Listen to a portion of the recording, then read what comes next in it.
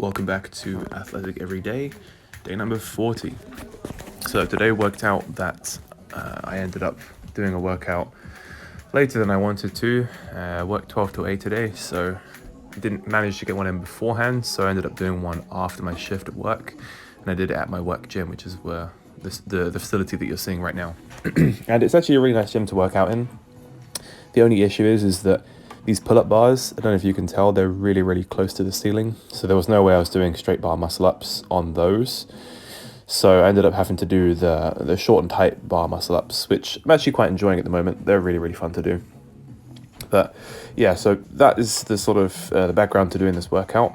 And as usual, I'm sticking with my muscle-up, front lever and strict press combination, sticking with those three movements, well, isometrics in the case of the front lever, sticking with those until I've reached the point where I can do the front lever completely fully for at least 10 to 15 seconds, strict press until I'm pressing body weight, and muscle ups until I'm able to do really, really clean form, shotgun muscle ups or just slow muscle ups.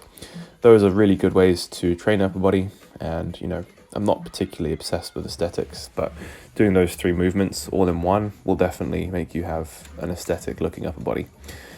Pushing wise, you're getting a good amount of pushing from the overhead press, which is training the triceps and the shoulders, but you're also getting pushing from the dipping motion of the muscle up. So eventually when I move into doing weighted muscle ups, then will I even really need to do other pushing movements? I'm getting some good horizontal pushing movement from my bench press as well.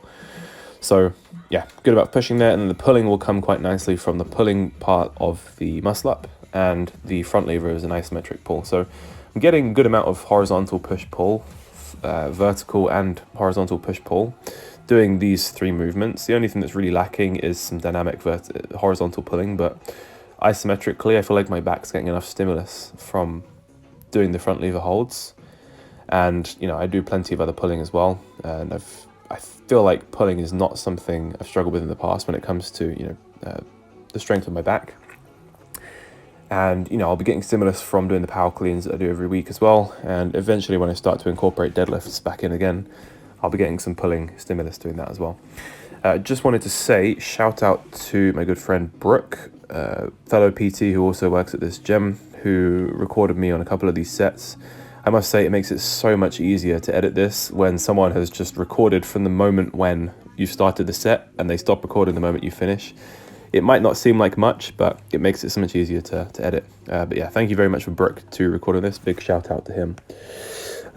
On the strict press, I'm working up to 62.5 kilos again. I think at the moment these are actually feeling quite good, although some of these reps felt slow. It's a good test of strength that you're able to grind out a rep with good form. So usually when I would get to the fourth rep in the set on 62 in the past couple of weeks, I would really probably not be able to actually finish the rep. So I'm actually consistently able to finish and grind through with good form and make sure that I'm actually able to finish the last rep, which to me that is a good indicator that I should be able to go up to 65 on Friday or next week. So we'll see how that goes. And then week after next, I'm going to be going into push presses. So my current 1RM on push press is 100 kilos. And it would be very good if I could get probably more than 110 or 120, because that is like 90% or 100% of my current max clean and jerk. So if I'm push pressing 120, having gained a bit of strength on my strict press, then in theory, I should be able to jerk a significant amount more. Again, ratios will vary depending on what people will say. Some people will say your strict press should be something like 50% of your clean and jerk or like 60% of your clean and jerk. I'm not really one for these ratios, but it's undeniable that if you increase your strict press, you're going to be doing a very similar movement pattern to what you would be doing if you were doing split jerk or power jerk. So the logic follows then that, by the way, this is really nice camera work. Fantastically cinematic. Well done, Brooke. It would follow then that if you increase your strict press and your push press, that your strength potential for split jerking more weight would go up as well.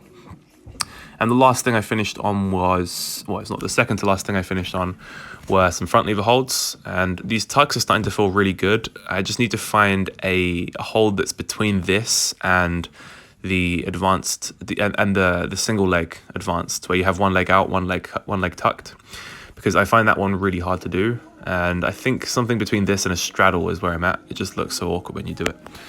But I think I can start to progress this, because I can comfortably hold this for sort of 10-15 seconds now without fatiguing, keeping my knees in line with the bar, keeping my back nice and straight. So definitely watch out for that in the coming weeks. Then I finished up with some lateral loo raises, probably one of my favorite exercises for shoulders, and I will catch you in the next one.